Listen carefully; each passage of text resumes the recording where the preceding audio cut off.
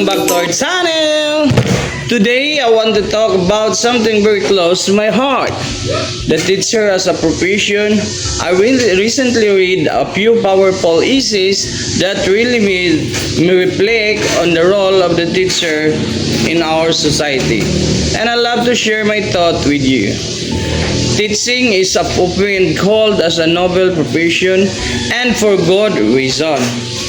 Teachers don't just teach subjects, they shape lives, they inspire, guide, and sometimes even change the course of the student future.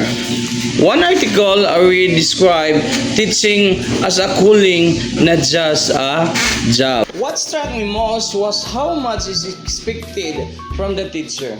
Patient empathy, adaptability, and strong communication. Skill these aren't just nice to be haves, they're essential. Teachers deal with a diverse learner, different personalities, and ever-changing curriculums.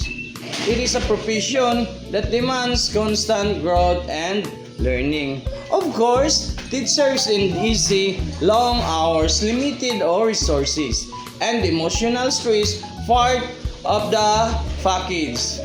That rewards, it's a priceless. Seeing a student succeed, watching the growth and confidence, or hearing them say thank you.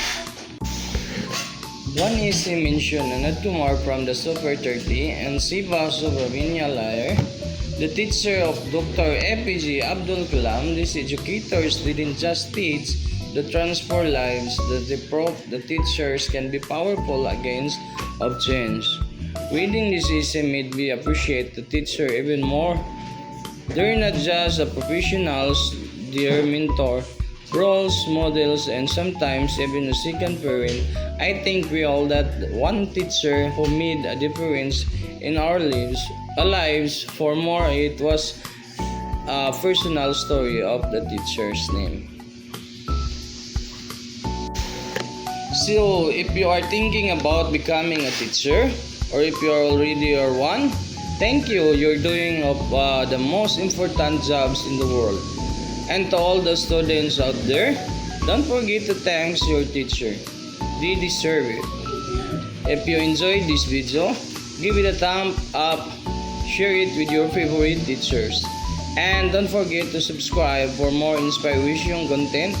Let's keep the conversation going. Drop a comment below about a teacher who changed your life.